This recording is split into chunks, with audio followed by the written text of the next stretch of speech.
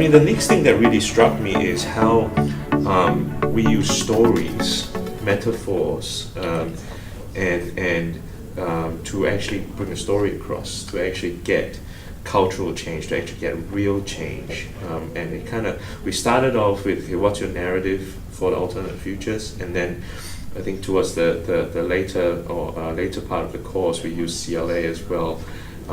It kind of struck me how us as human beings latch onto stories a lot more than strategies and systems and kind of procedures.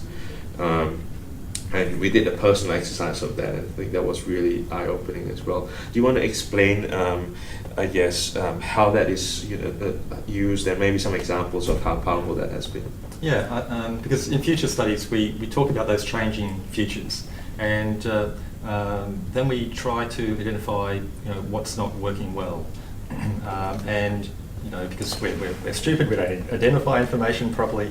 30% of people think that the United States is run by lizard people. But in a survey. But what they mean is that leaders are cold or unfriendly. So the metaphor is sort of applied to sort of break down a situation, give people a meaning of exchange, a meaning of shared understanding that they can relate to, but also to create a transformation. Now, in food futures, we sort of try to understand the default setting.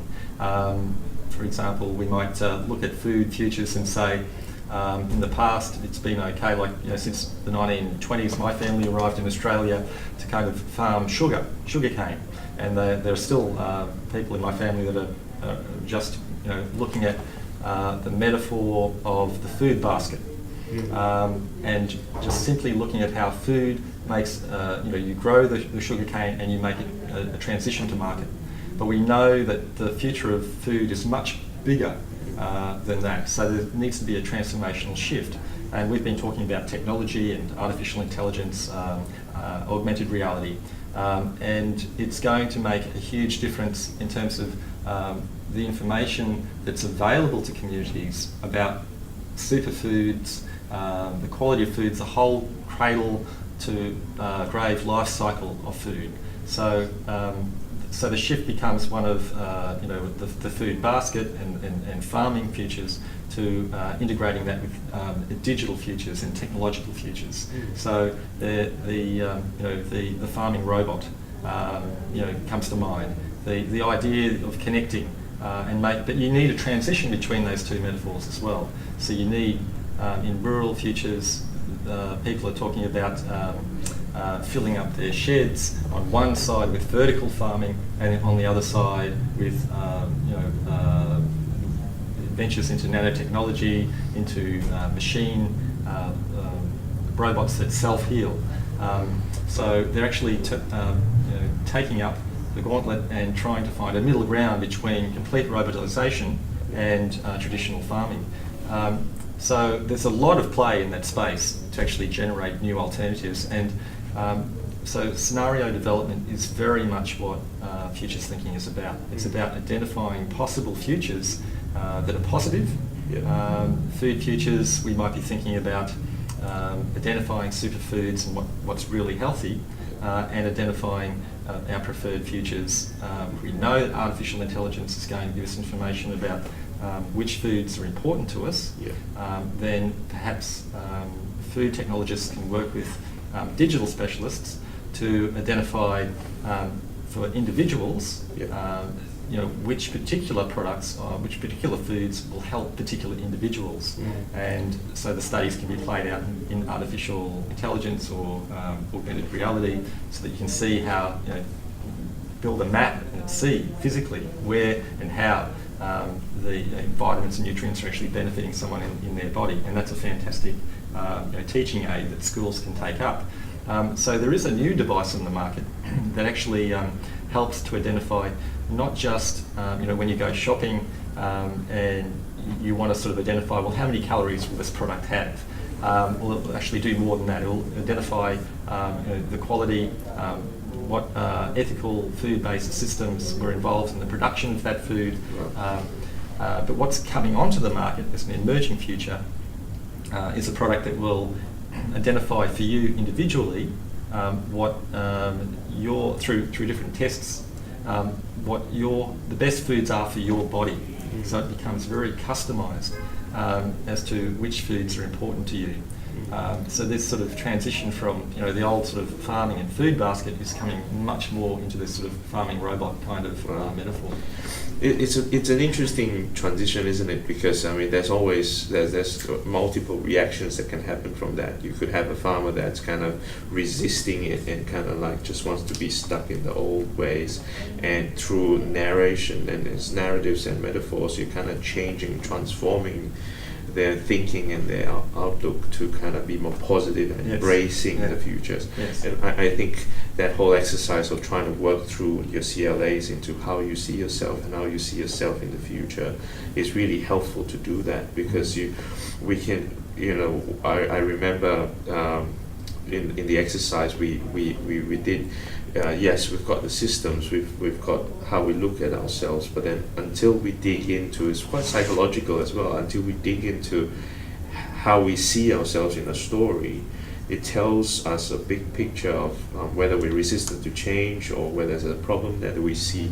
Are we defensive? Do we feel burdened? And then we recreate that mental picture of ourselves, and then you build the change out there. And then, over the last couple of weeks, months, in fact, within Presentol, there's a big focus on culture change, culture shifts, and in order to do innovation transformation well, we kind of need to hit culture. And in order to hit culture, you kind of have to understand the organizational narrative, the story that everyone understands. And in order to shift culture, you need to then paint a new story for them that they can believe in and hold on to. That's right. So, future studies, we work across the 6 pillars, so Sahel and Yatala's 6 pillars framework, where we map the future initially. Then we anticipate what's coming. We create scenarios for transformation, and then we have to make it real in some way. And the way, like when I was working for Gold Coast, we sent out 10,000 surveys. We reached out to 350,000 of their 500,000 people, and we got 10,000 surveys back. We ran 26 forums right around the city using future studies methods, and so we actually used the futures triangle. So then after we create that transformational step and making it real, we use metaphors to sort of link the new strategy to our preferred futures that the communities have come up with. But we need to use CLA to actually, that's causal layered analysis, so that's another method by Sahel and Yatala. We need to use that method to deepen and move from the litany, the view that we take just by reading the newspaper or seeing what's happening in the street. We move down to understanding systems. And by understanding, say, for food futures, we would look at, the production of food, but also the distribution of food. So the systems involved in that. So transporting food by ship or by plane or by car, but having to move bananas from one country to another country, such as Australia, when in fact they're actually grown locally here. So we sort of systemically analyse what's going on within food futures and come up with a new strategy of prioritising and putting an algorithm into an app and saying, look, this is where this food is grown. You can buy it locally. When it's not available locally, what I'll see on that app when I go shopping online, at Coles or Woolworths or somewhere, is the next most local food, so that you can make choices. But the third thing is worldview in CLA, and that is about making ethical shifts. So at that level, in food futures, we'd be looking at who was actually farming practices, which industries are really good, or which products that are being sold have been really good to the industry that they're part of. Who has eliminated pesticides so that the farmers don't need to use pesticides, so there's a reduction in risk, reduction in cancers and diseases and so on. So worldviews look at the level of ethics. They also look at perspectives from different cultures, different religions. The fourth layer of that model is myth metaphor.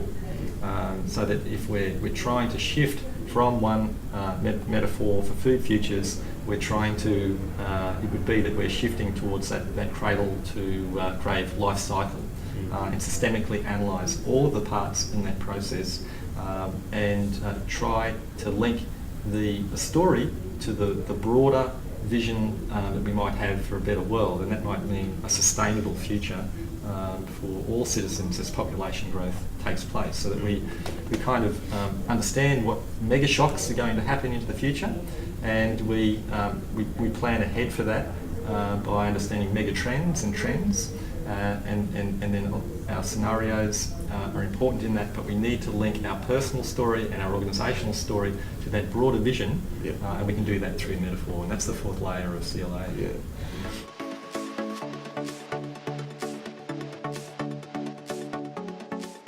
Yeah, so it's really great that I see so much synergy, I guess, with foresight and futures work with this innovation wave that we're currently having. Just to summarize, the idea of pushing organizations who are on this bandwagon of innovation to look beyond the single loop into the double loop, to actually start looking outside themselves, to reinvent themselves rather than just looking at what is in front of them, what's natural. That's not really disruptive change. You're kind of just adopting and following others. To also actually making change stick, making the strategy stick, all the way through those pillars. I like the fact that the framework of cares about how do you actually go in through CLA and actually making a transition that sticks, and actually then developing strategies out of it. So it's not crystal ball stuff. It's not just a finger in the air kind of. I feel there's a lot more behind it. And thanks for opening our eyes to this in this session. And nice to have you. Thanks. Great, you're welcome. Good to be here. Thanks, man. Cool.